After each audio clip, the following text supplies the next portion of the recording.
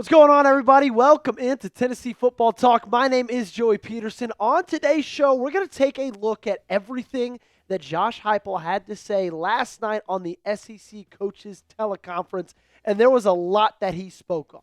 What we're going to start off with is he said some great things about Colton Hood and Ty Redmond that I promise you, if you're a Tennessee football fan, you will absolutely love. After that, he talked about what everybody's talking about, Georgia's defense against Tennessee's offense, dove a little bit deeper into why Georgia has been so successful, and I'm going to tell you why they might not be so successful this time around. And then up last, he talked about Jaxson Moi and David Sanders' availability for Saturday's game against the Dogs.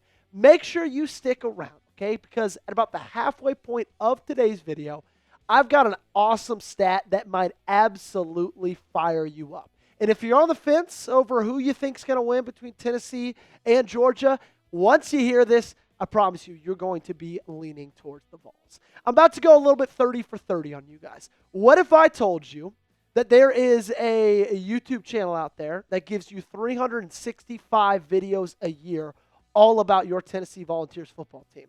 And what if I told you that YouTube channel is the exact one you're watching right now? And also, what if I told you it's 100% free to subscribe? 4,811 subscribers so far. We're growing like crazy. I'm trying to get to 5K. I'm trying to do it as quickly as possible. If you have not joined us yet, subscribe today for daily videos on your Tennessee Volunteers. So I think it's easy to say, right, that those two guys right there, Colton Hood and Ty Redmond, have been absolutely balling out this season. And I think it's also easy to say that those two right there are the biggest surprises in 2025. I think Colton Hood, we had high expectations for, or at least medium expectations for, but I think every single one of you would be lying to me if you told me, yeah, I expected Ty Redmond to be the highest graded true freshman cornerback in week 2 of the college football season. No, you wouldn't, okay? And the fact that he's doing that is wonderful. And Josh Heupel, he sees what both those guys are doing. He said, I think those guys have done a really good job. Ty since January and Colton in May when he got here. Smart, tough, competitive, and continue to get better every day and every week that they've been here. Certainly, this will be the biggest test for us in this season, but I love the growth that we've seen from those guys. Both of those guys, like we've talked about before on the channel, because of course we've talked about this already this week, they are defensively graded, each of them in the top 5 of Tennessee defenders in weeks 1 and in weeks 2. And like I said earlier, Ty Redmond, the highest graded true freshman quarterback in week 2 of the 2025, week 2 of the 2025 college football season. But like Josh Heupel said, they've got their biggest test this weekend with the Georgia Bulldogs, and namely with Zachariah Branch. Now, the stats might not just 100% jump off the page to you so far in 2025. 6 catches, 112 yards, 18.7 yards a catch. That is a big number and a touchdown. But this guy is just absolutely electric when he gets the ball in his hands. But the offense that he plays in, the quarterback that he plays for, isn't necessarily 100% designed to get the ball in his hands as much as I personally think it should. Well, like I said, you're going to have a tough test with a guy like Zachariah Branch. But I think the real question lies with this game is, can Gunner Stockton beat you throwing the football? I think that's what it's ultimately going to come down to at the end. Now, what to expect from them offensively, they're a pro-style offense, foundational. Their offensive philosophies are on their run game. That sets up everything else for them. And they like to go on methodical long drives. Basically, what Mike Bobo's style of calling a game, it looks like this. Okay? We are going to single you to death. Right? Single after single after single. They'll take a bloop shot right over the shortstop all day long as they get on base, if you get what I'm saying. That's 5-yard checkdowns, 8-yard comebacks. 3 yards rush here, 5 yards rush there. But then they do all that to set you up and they try to hit a home run, utilizing double moves and utilizing play action because that's what their offense is built on running the football in a pro-style way. So that's what you got to look out for. And that's what guys like Ty Redmond and Colton Hood also have to look out for. where you've seen that same wide receiver run a 10-yard comeback 17 times already that game, but this time around, they're going to double move you. You're going to bite, and then they're going to beat you. But I love what Josh Heupel said about both those guys, is that they've given him everything he's wanted to this year. They've impressed him, and that he's got confidence in them, even though they're going into their biggest test. I want you to let me know, what is your confidence in Tennessee's secondary? I get it. Jermon McCoy, Ricky Gibson, they're not going to be there this weekend, okay? You let me know by scaling it 1 to 100 in the comment section down below. And now let's talk about Georgia's defense, because we all know that they've had success in the past 4 years against Josh Heupel. Okay, it's all anybody in the media talks about. It's all I've seen on Twitter. And frankly, I'm a little bit tired of it. But everybody who's going with Georgia, I kind of get where they're coming from, because we've shown you this before, but this team hasn't thrown for 200 yards since 2021.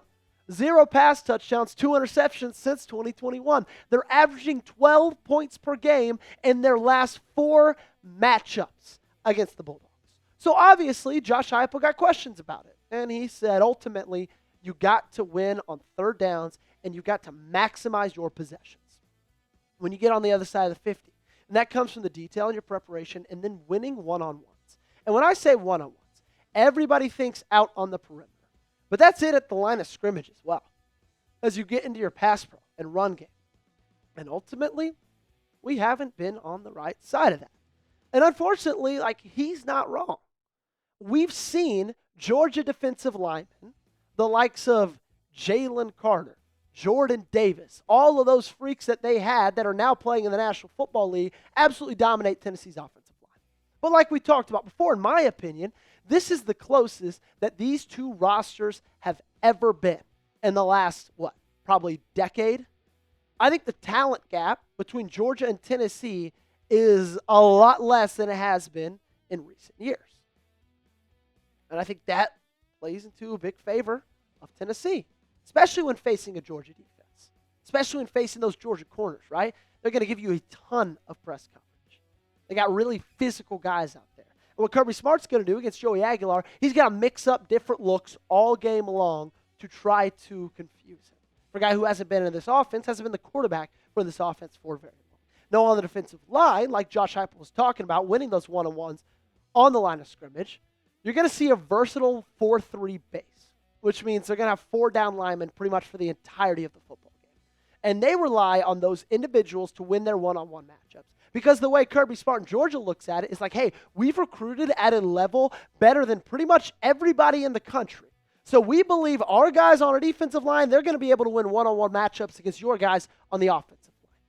And they try to stop the run with 4 guys because that's just going to make it easier out in coverage, because you have to have a little bit lighter box, or you can have a little bit lighter of a box if you can stop the run with 4. But here's that interesting stat that I was talking about. And it has to do with Georgia's defensive line this year.